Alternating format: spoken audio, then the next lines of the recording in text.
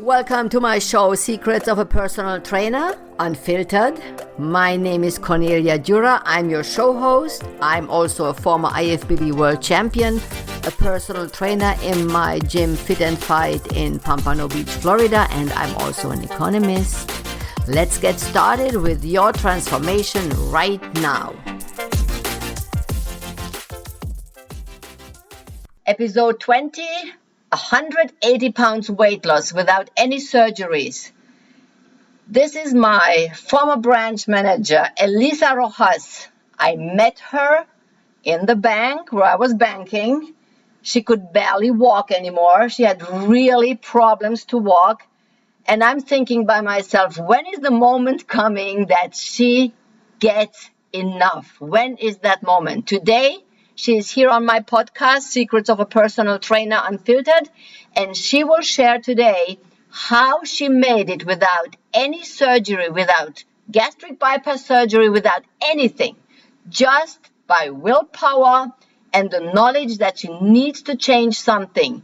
She is here today with me and she will share it with you in this podcast. Elisa Rojas, welcome to my show.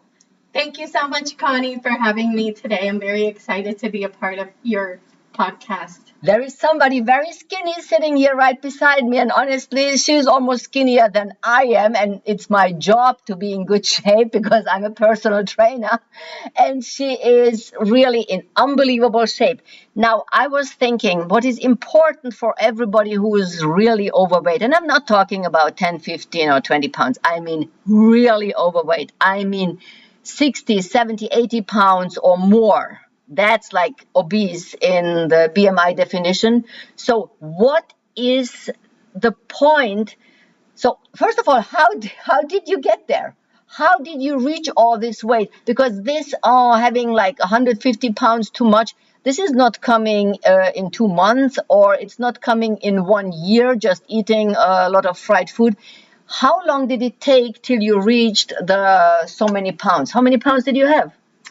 My highest weight was 326 pounds. And how high are you? My height is about 5'7". Okay. So how did you get there? How many years did it take? Well, it happened after I got pregnant with my daughter. I noticed that I was gaining a lot of weight during the pregnancy. And I kind of thought that was a normal process of being pregnant. So when I actually delivered, I was around 240. And with the delivery and soon after, I went down to 220. What weight did you have before the pregnancy? Pregnancy, I was always like 155, 160 was my average weight. So after you delivered, you still had then 70 pounds more than before the pregnancy? Yes, so I had that weight. I was diagnosed with thyroid, so I assumed that was part of the reasoning, but it's really a myth because if you can control, the thyroid with medication, I mean, that's not the cause for you to stay heavy. I know a lot of people use that as a reason, but obviously, I'm a testament that that's not accurate. So, did you eat more in the pregnancy? What was the huge weight gain beside the baby? I'm not sure. I feel I ate the same foods in the same portions that I did before. Yeah, I don't feel that I gained. Yeah, I didn't feel like I ate more than the norm. But, after the pregnancy, I think it's, I was a single mom raising my daughter. And like you say, it's not something that you gain, in a few months or within a year. It's a lifestyle. And what happened, it was a negative lifestyle change. It was, eating out because, working all day and having to pick up your child. And, the quickest thing is to pick something up fast, whether it's, fast food or, you order in pizza, and I realized, cooking wasn't something that I did regularly. I didn't cook. And, as I do today, I notice, you need to cook your meals. Absolutely. That's exactly what I believe in. And Elisa, I tell you, I hate the kitchen. I really do. I really do. I don't like to cook because people say, yeah, then when you like cooking, and then you can cook at home, or you don't work 14 hours or 2 jobs. When should we cook? Believe me, I hate cooking, but you have no other option than cooking your own meal, because that's the only way how you can control what's in the meal, what salt, how much sugar you put in. You have only control when you cook yourself. And all this processed food, what you eat, it's full of fat, sugar, and salt, which makes the brain addicted to food. And that's the problem. That's the obesity problem. It's not, sure, you eat a lot, but this addiction of food makes you eat more and more. It's a profit thing. It's for the businesses who sell this processed food, like cooked in advance, weeks and months, full of chemicals, so they still look fresh. Now, just imagine when you buy salad. Imagine how fast it goes when you have organic salad. You put it out in 48 hours, it's gone. Now, in these plastic things where you have this, the kale salad, it tells you in 2 weeks you can eat it for 2 weeks. What kind of chemicals has to be in the salad so after 2 weeks it still looks good? Is that, just think about yourself. Is that something healthy? Can that be something healthy? If looks after 2 weeks, it looks as is the same color, same freshness as 2 weeks before. Something is wrong. Some chemical is used to let it look that way. So you need to have a salad which is gone after 48 hours. That's the norm. That always was like that. So chemicals change the food and the intake, what you are putting in. And every chemical changes your brain, so you get more and more addicted to food. And this is a huge problem. This is not only Elisa's problem. I have that problem with sweets, and I say it again and again in my podcast. I am addicted to sugar. I'm fighting every day, every single day, not to eat too much of sweets or trying not to eat at all. And sometimes I win and sometimes I lose. I try to have the balance of winning with my willpower 80%, and I lose 20% of the days of the week. And that's how you keep yourself healthy. But it's a fight every single day. So after having gained the 326 pounds to reach that, and I saw you walking into your office there in your bank, and I'm like thinking, oh my God, let's see when the point is coming. And then there came a point of change. What was this point of change in your life? What was it? So what happened is I was feeling very thirsty. I was feeling tired, always having to urinate frequently, and went to the doctor. They had already diagnosed me as pre-diabetic. And, when I went to the doctor, when they took my glucose level, the meter couldn't even read it. It was just over, I guess, the mark of what the reader can read, right? So, my doctor immediately said, you need to go to the emergency room. So she directed me over to there. They admitted me. I was in the hospital for 3 days. Just they're trying to get my sugar levels down. And that was my turning point. It was really to see my daughter having to come to the hospital. And I get a little choked up because it's emotional. Sure. But, having her to have to see me, and because of my choices in life, to affect her and my health, but affect her, her emotionally. And I just said, this is the point. I mean, this is the point that I need to make that change. And I'm a very spiritual person, and I have a strong faith. And I just, felt that I was being spoken to, right, by God. And that this was the moment that I had to make the change, and nobody was going to make it except me. Right. So that was just the point where I just said, I have to do this. And, the nurses were great, and they gave me a lot of resources and tools. And I just read and really educated myself and took the knowledge that was given to me. And, I said that this is it. And that was the moment that I said, I have to make the change. And that's when it happened. So this is what I'm asking you as the listener. Try not to wait till you get this low, till you get this moment that maybe you are closer to death than you think you are, because you are. If you have 150, 200 pounds overweight, you are closer to death than you think you are. And everybody else around you is suffering too. And try not to get to this point. Try to make changes earlier. Try to make it earlier. But I have to tell you, Elisa, I was always, as the gym owner of Fit and Fight, and I saw you and I'm like, do you want to try the gym? You want to? Yeah, I'm coming. Yeah, I will soon try. Remember? Said, yeah. And I said, you need to cut back. You need to cut back with the food. Yeah, I'm eating a lot of salads. I remember that you told me I'm eating a lot of salads. Yeah. And I knew, yes, she's eating salads, but she's eating a lot of stuff too beside the salads. And that's the argument in the gym all the time. This is not only Elisa.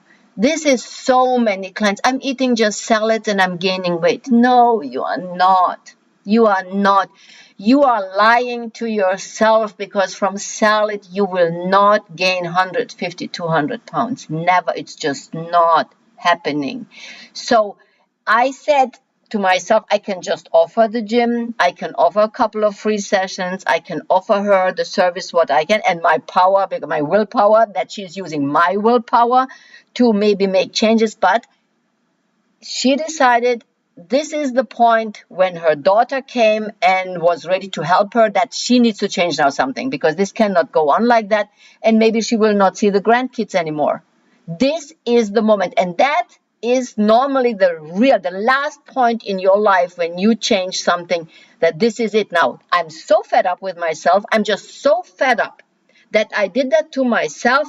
This is the time to change. And that was her point when she was in the hospital with diabetes, with sugar numbers. The meter could not even show the numbers anymore. So in her case, that was the point. So now think about it as a listener.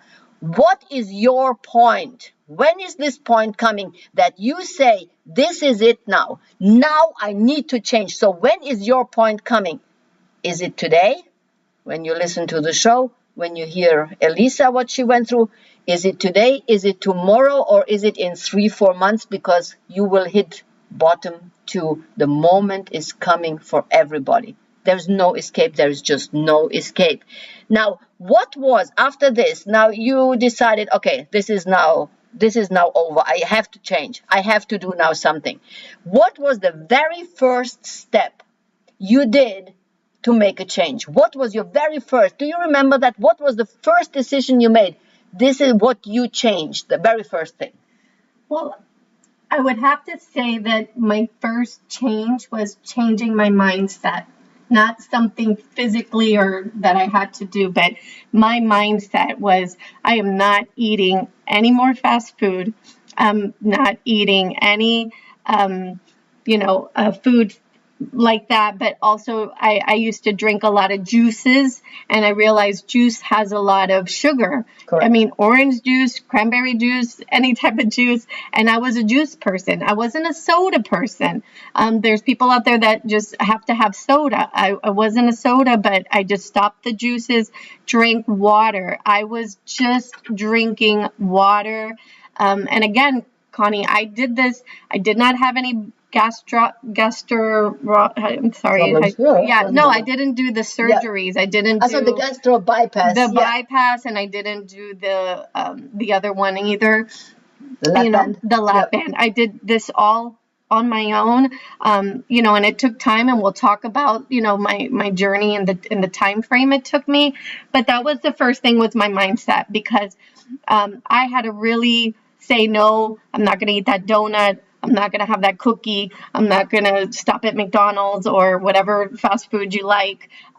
You just first mentally, and then watching what I ate, the portions, and cooking. I was cooking a lot of, they say it all the time, your protein, your vegetables, that you do want to have a little bit of carbs, but I was pretty much not even having hardly any carbs. I just was, the protein, the salads, and just watching what I ate. And that was the first mindset. Exercising came along, but I think those are the first things. Yeah, and it's so interesting because I would love to tell you as a listener that she was starting right away in the gym. She did not. She did not. The mindset and the food was the first thing what Elisa changed. And the exercising and the walking parts came later. So that way you can see that the weight loss is 70% nutrition and 30% exercise. That's how important the mindset about food is. That's the basic of the weight loss. It's the food, the nutrition, what you put into your mouth. And how long did it take when you started with the own cooking, when you started with eating healthier and not drinking the juices anymore, adding the water? How long did it take till the first person noticed, Elisa, did you lose weight? I would say within a few months. I mean, really just cutting the sugars really makes a big effect pretty quickly. I would say, at least 6 months maybe into it where people were saying, oh, you look like you've lost some weight. So now imagine when you hear the advertising from all these bottles of shakes and what they're all selling there, lose 20 pounds in 30 days and all this garbage. It takes months, THS, months to get there, that the body starts to metabolize properly. So you are losing the fat. I'm not talking about water weight loss, or some clients say, oh, after 1 week, I did barely lose anything. We are not talking about weeks here. We are talking about months, and it depends sometimes about years till you get there. And I know it's not American, it's not the American way, because the American way is fast. It's not working. Fast is not working in the long view. It's just not. So it took you years to get there, 10 years, 15 years to get really obese. You will not be able to lose that weight in 4 weeks. Not happening. And the slower you lose the weight, the healthier you will feel, and the chance that you stay with the weight loss gets bigger and bigger the slower you lose the weight. And I know, again, this is not American. American is quick fix, fast, everything has to be fast. It is not happening. I promise you, it's not happening. You want to have a lifestyle change. You want to have a habit change. Habits are changing after 3-4 months. Never before. This is just so important. When you take your mindset and you start, you know what? You are listening to this podcast and say, you know what? I need to start here. I need to start. Please don't tell yourself you make it 3 weeks or 4 weeks. Tell yourself, I am working on 2-3 pounds a week. 2-3 pounds a week. That's all. And you are not thinking about years. You go from day to day, and the first week is gone. Day to day, the second week is gone. You are working every day on your big target. How long did it take you to get to 146 pounds? She lost all that weight. That's what, like almost 80 pounds or something. So at the best, she had 146 pounds. How long did it take you to get there? About 3 years, maybe 3.5 years. And I would say it was probably about 50 pounds a year. So you're like a pound a week. Around. Exactly. 52 weeks in a year, and you're saying about 1 pound a week.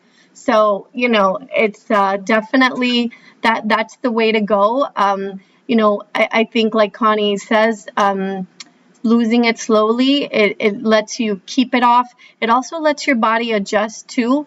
Somebody who loses this amount of weight, you would think I would have a lot of baggy skin, and that happens when you lose weight too quickly in a short period of time. That wasn't the case. I feel that I still have elasticity in my skin. I do feel I want to do better, right? It's always you always want to tone, and that's what I've been working on with Connie. And tone yourself. But as you do exercise, during the weight loss, it's going to be easier to have your skin look as normal as right. I have to tell you, she came to the gym, I would say 8 months ago, and she asked me, she showed me her belly, and she showed me the legs, what I would think about the skin. And I told her I was completely surprised. There was barely anything to see. The skin went back to normal. There is barely anything, really. And I told her I would never, never, never consider any surgeries with this skin, what she has. She has perfect arms, perfect legs. She has perfect legs. It looks just perfect. And the belly, she had a baby. She has a little, I would not even say a pouch, but every other woman who had a baby has the same. So it's perfect. It's just perfect. I would never, ever consider touching that with a knife. It looks perfect. She has a great body. And I will also use her photo on my website on fitandfight.com. FITANDFIGHT. That will be her picture there under my podcast. So you can see how skinny she got, how perfect she looks. And she will not show her triceps there, but there's nothing hanging there. That's because she lost slowly. The skin had the time to build backwards, to shrink itself without hanging. And that's the perfect way. She did not have the surgeries done. She did not had the skin surgeries done. She could always work. She was always active working and making money. I know others, they are on disability because they are obese. They don't work to go through all that surgeries. Elisa made it on its own, not getting paid by disability, went to work at her bank. She made money. She supported her daughter. All that while she was losing weight. And that is the secret of a very, very successful American businesswoman. That is the difference. That makes the difference. Now, one more question. Now you lost all that weight. How do you keep it off? Is there something what you would like to share when all these people lose weight, 50% gain back? Even with surgery, they gain the weight back. Now, you gain back 13, 14 pounds now, but she still looks very skinny. So what would you recommend to keep it as it is? Well, what I would recommend is, do find a type of fitness activity. What you like. Right, what you like. And you're so right with that response, Connie, because, you have to find what you like. If you don't like to be on a treadmill, don't do a treadmill. Exactly. If you love to dance, I love to dance. I love Zumba. I really, and I guess I'm going to put in a plug here for F45, but I did like F45. There was a time, probably in my second year of losing the weight, I plateaued. And it was I would say a good 4 or 5 months. I was just couldn't lose. It just didn't go up. It didn't go down. I just plateaued. And I needed something to kick start. And somebody said, do an activity, find something, a gym, something. And I found that activity, and I really liked it. And it was something that I didn't feel like I was working out. Right. Just like when I go to your gym and all your machines, to help me tone and so forth. And, you got to find something you like with a good instructor, right? Always somebody. It could be tennis. It could be everything. It could be soccer. Whatever you have fun with, that's what you should do. Right, because you don't think about your working out. You're just doing something that you enjoy doing. So find what that is, see what your likes are. Try different things, kind of maybe you need to, learn what you like. People like yoga, people like, CrossFit, people, it's Absolutely. what you like. So, and what I do now after the pandemic, a lot of the gyms closed, it's just making sure I walk outside. I'm getting some type of activity. I like to swim. So I'll go to my community pool and I like to swim there. But again, it's just being active. If you like to walk the beach. Absolutely. Whatever it is, just getting your activity. And you could even go shopping and just spend a day shopping and you're walking around. Yeah. You're just, you're not just sitting in front of a TV or just sitting doing nothing. Oh my God. Elisa, it was a pleasure to have you on my show. It's like very emotional. Maybe you heard that. It's like going back into the past when she had all these negative emotions. And I hope you heard that here on the podcast, because when you are obese, I know you have the same. I know you are struggling too every day. So here is somebody on my right side, Elisa, who went through the same what you are going through today. And take a look at her, how she made it. Listen a second time to this show so you get motivated to find your way back to a healthy lifestyle, to find your way, what you would like to do 2-3 times a week for 45 minutes. Think about it and get started. And it doesn't have to be a Monday. It can be a Friday, and it doesn't have to be January 1st. It can be December 1st. It can be August 1st. It can be right there tomorrow on July 31st. Tomorrow is, I think, July 31st. So just when you think, okay, this is it now, I will make the first step. I think about it. My mindset is ready. And then let's go. Reboot your house today. Today is the day to get started. Listen to my podcasts on my website or on iTunes, on Spotify, and on SiriusXM's Pandora.